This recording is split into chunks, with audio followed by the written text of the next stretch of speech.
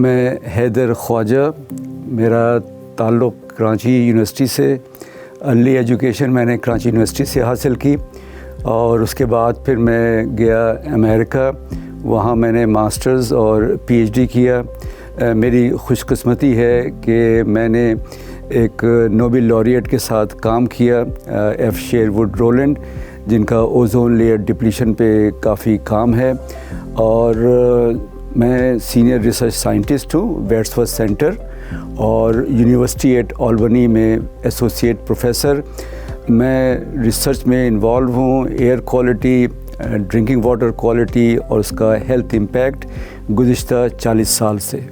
और number of publications हैं, number of graduate students हैं और मेरी कोशिश रहती है कि अपने मुल्क की खिदमत कर सकूं। तो हर साल मैं यहाँ आता हूँ और डिफरेंट प्रोजेक्ट्स मेरे यहाँ पे चल रहे हैं।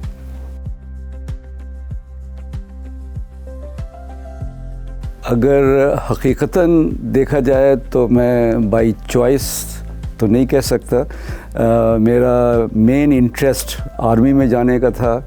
उसके बाद फिर वहाँ सिलेक्शन नहीं हुई और फिर मैं फ़्लाइट इंजीनियरिंग का शौक़ हुआ, वो भी नहीं। मैं यूनिवर्सिटी की हॉकी टीम का कैप्टन था, तो यहाँ कराची यूनिवर्सिटी में एडमिशन लिया और उसके बाद केमिस्ट्री से मोहब्बत हो गई, जो अब तक चली आ रही है।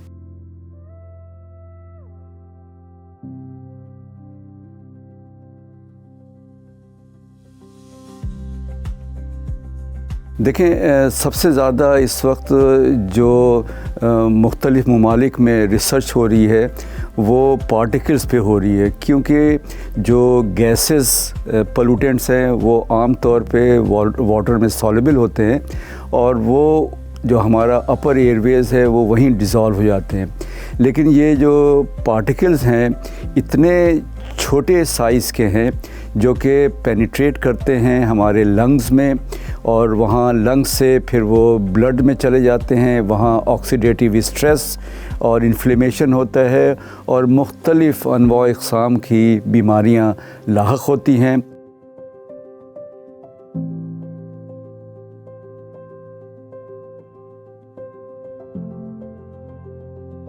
देखें, जहाँ तक ताल्लुक़ है डिफरेंट पोल्यूटेंट्स का, PM2.5 ये एक पार्टिकल है। इसके साथ मुख्तलिफ़ ऑर्गेनिक और इनऑर्गेनिक और बायोलॉजिकल कंटेमिनेंट्स इसके साथ अटैच होते हैं और वो हमारी सेहत के लिए बेइंतहा मुज़िर हैं। और अगर देखा जाए तो PM2.5 के अंदर टॉक्सिक मेटल्स हैं, ऑर्गेनिक पोल्यूटेंट्स हैं like polycyclic aromatic hydrocarbons, PFOS और दूसरे एलिमेंट ऐसे हैं। अगर मेटल्स के लिहाज से देखा जाए तो लेड बहुत ही मुज़र है, जिंक है, निकल है, कॉपर है, क्रोमियम है।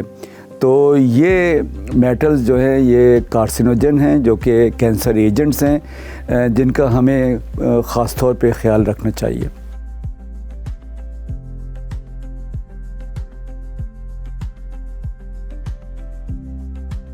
देखें, जहाँ तक ताल्लुक़ है एयर पोल्यूशन का, बेइंतहा रिसर्च हुई है तरक्की याफ्ता ममालिक में पार्टिकल्स के ऊपर और उसकी एसोसिएशन मुख्तलिफ़ जो बीमारियां हैं, ख़ास तौर पे cardiopulmonary disease, dementia, Alzheimer disease. और मुझे देख के बड़ी हैरत हुई अभी रिसेंट रिपोर्ट में कि डिमेंशिया के केसेस एयर पोल्यूशन की वजह से एशियन कंट्रीज़ में बेइंतहा हैं। तो हम ये समझते हैं कि अल्ज़ाइमर और जो दूसरे डिज़ीज़ हैं ये एज के साथ साथ, लेकिन नहीं, इसका एयर पोल्यूशन से बहुत ज़्यादा ताल्लुक़ है। तो मैं एम्फेसाइज़ करूँगा कि पार्टिकल्स जो हैं और ब्लैक कार्बन है ये खुसूसी अहमियत के हामिल हैं।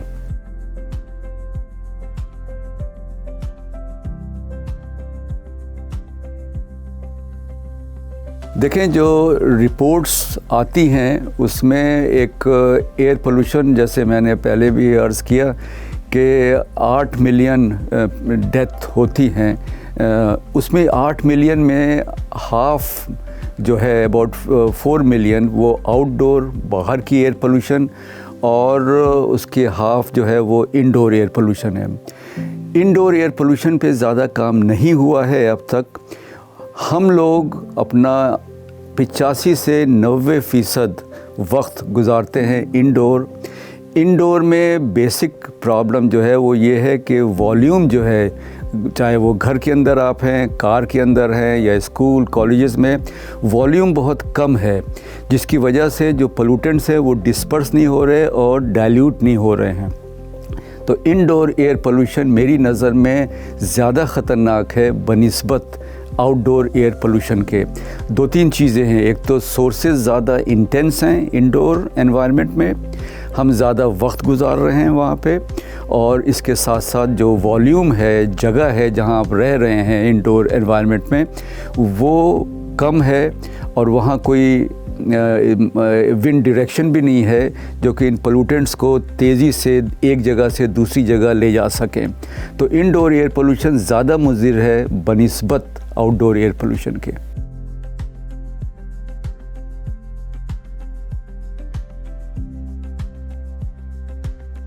आपका देखें, वोलेटाइल ऑर्गेनिक कंपाउंड्स जो हैं इसमें तकरीबन 80 से 90 मुख्तलिफ VOCs हैं और काफ़ी VOCs जो हैं वो कैंसर एजेंट्स हैं, जैसे बेंजीन है, ज़ाइलिन है, और दूसरे VOCs हैं पॉलीसाइक्लिक एरोमेटिक हाइड्रोकार्बन्स हैं। ये हमारे यहाँ VOCs जो हैं वो बेइंतहा मुख्तलिफ़ सोर्सेज से आते हैं। हम अपना दिन स्टार्ट करते हैं VOCs से। एयर फ्रेशनर घरों में जो यूज़ हो रहे हैं ये सब VOCs हैं, वोलेटाइल ऑर्गेनिक कंपाउंड्स हैं। इसके अलावा जो बसों का धुआं है, हम घर के अंदर अगर कुकिंग कर रहे हैं वहाँ से VOCs इमिट हो रहे हैं। तो VOCs बेइंतहा ख़तरनाक, चंद VOCs तो बेइंतहा ख़तरनाक हैं, जैसे मैंने कहा कि पॉलीसाइक्लिक एरोमेटिक हाइड्रोकार्बन्स और आपके सम एमीन्स हैं। तो ये मुख्तलिफ़ सोर्सेज से आते हैं, इनकी हमें कंट्रोल करने की बेइंतहा ज़रूरत है।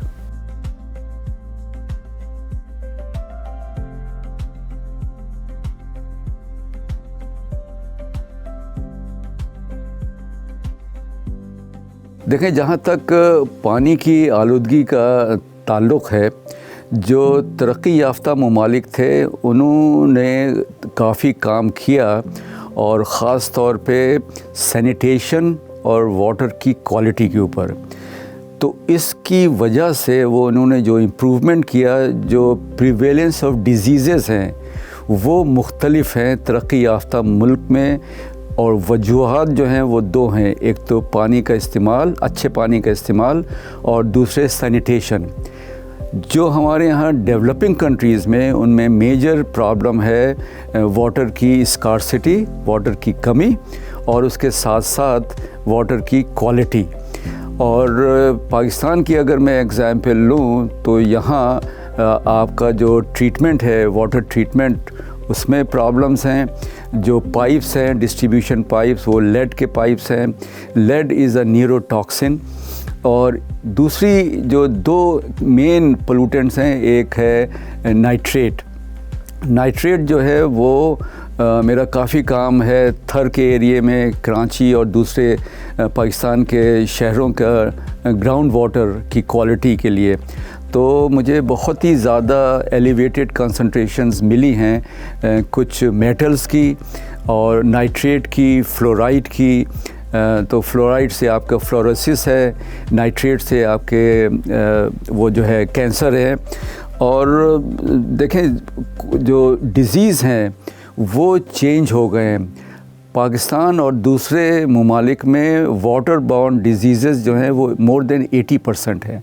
डायरिया है और दूसरे डिज़ीज़ ये वाटर की वजह से है, हेपेटाइटिस C। तो वाटर की क्वालिटी इतनी पुअर है जिसकी वजह से वाटर बाउंड डिजीज़ इन ममालिक में ज़्यादा हैं बनिस्बत तरक्की याफ्ता ममालिक के।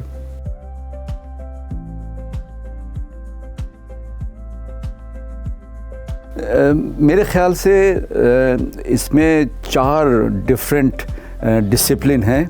इनफरादी तौर पे हम क्या कर सकते हैं, बहैसियत एक कम्युनिटी के क्या कर सकते हैं, बहैसियत साइंटिफिक कम्युनिटी के हम क्या कर सकते हैं, और बहैसियत पॉलिसी मेकर्स या गवर्नमेंट क्या कर सकते हैं।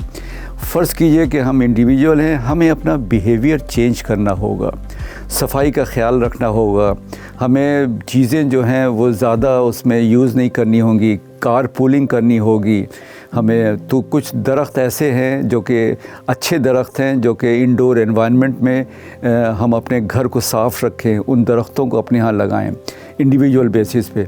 जहाँ तक गवर्नमेंट का ताल्लुक़ है, मेरे ख़्याल से रिस्पॉन्सिबिलिटीज़ जो हैं they lie on the shoulders of individuals as well as community and scientific community and the authorities को पॉलिसी मेकर्स जो हैं बहुत मेजर प्रॉब्लम है, इनके यहाँ पॉलिटिकल विल नहीं है कि चीज़ों को सॉल्व कर सकें। मैं हमेशा कहता आया हूँ कि mass transit system is the need of the hour in Pakistan. Karachi एक ऐसा वाहिद शहर है जो कि 30 मिलियन की पॉपुलेशन है, और इस 30 मिलियन की पॉपुलेशन में कोई मास ट्रांजिट सिस्टम नहीं है। अगर आप मास ट्रांजिट सिस्टम ले आएंगे तो आपका वेहिकुलर ट्रैफिक जो है उस पर कंट्रोल होगा, जो पोल्यूशन है वो कंट्रोल कर पाएंगे। इंडस्ट्रीज़ जो करप्शन है हमारे यहाँ, तो वो इंडस्ट्रीज़ को आपको टाइट करना पड़ेगा। लॉज़ हैं लेकिन इम्प्लीमेंटेशन का फुकदान है।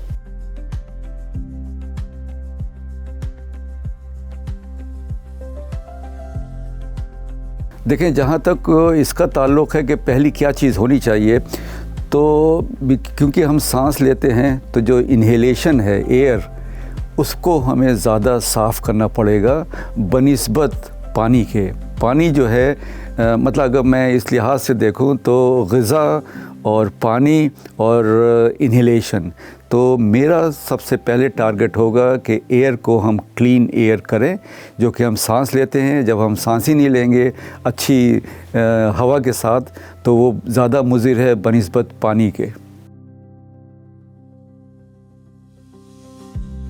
मैं सबसे पहले तो मैं बहुत ज़्यादा इम्प्रेस हुआ जो आप लोगों का यहाँ पे अरेंजमेंट है, जो सिस्टम है। मैं बज़ाते ख़ुद तहे दिल से मशकूर हूँ कि मुझे यहाँ पे इनवाइट किया। तमाम रजिस्ट्रार हों, डीन हों, और जो फैकल्टी मेंबर हों, और ख़ास तौर पे आप लोग, मैं तहे दिल से आपका शुक्रिया अदा करता हूँ कि आपने मुझे मदऊ किया और मुझे भी कुछ सीखने का मौका यहाँ पे मिला। बच्चों को मैं यही मैसेज दूँगा कि 2 या 3 चीज़ें हैं। एक तो ये कि नेगेटिव अप्रोच नहीं होनी चाहिए, बच्चों को हमेशा पॉजिटिव सोचना चाहिए। बीइंग अ केमिस्ट मैं यही कहता हूँ कि हमें हमारी सोच होनी चाहिए just like a proton, just like मतलब पॉजिटिव। और मेहनत करें बच्चे, जितनी ज़्यादा वो मेहनत करेंगे, ये यंग बच्चे, और इस फील्ड में इनको ज़्यादा से ज़्यादा काम करना होगा। आजकल सोशल मीडिया का है, इनको ज़्यादा से ज़्यादा मीडिया को यूज़ करना होगा ताकि प्रेशर पड़े गवर्नमेंट पे और वो कुछ काम कर सकें। मेहनत मेहनत मेहनत। Thank you.